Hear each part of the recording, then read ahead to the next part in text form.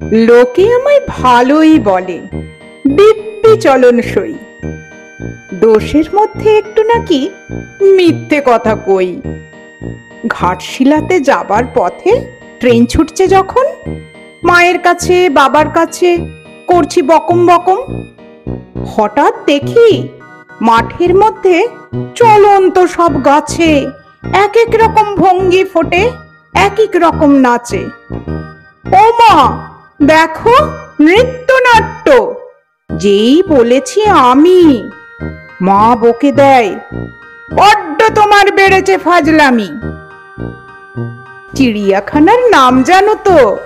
আমার সেজো মেশো আদর করে দেখিয়ে দিলেন পশুরাজের কেশর।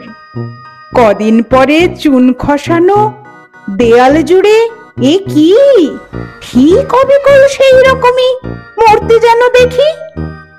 ক্লাসের মধ্যে যেই বলেছি সুরঞ্জনার কাছে, জানিস আমার ঘরের মধ্যে সিংহ বাঁধা আছে।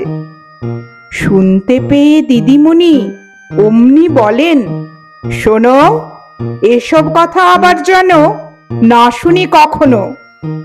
বলি না তাই, সেসব কথা সামলে থাকি খুব। কিন্তু সেদিন হয়েছে কি, এমনি বেয়াকুব, আকাশ পারে আবারও চোখ গিয়েছে আটকে। শরৎ মেঘে দেখতে পেলাম রবীন্দ্রনাথকে।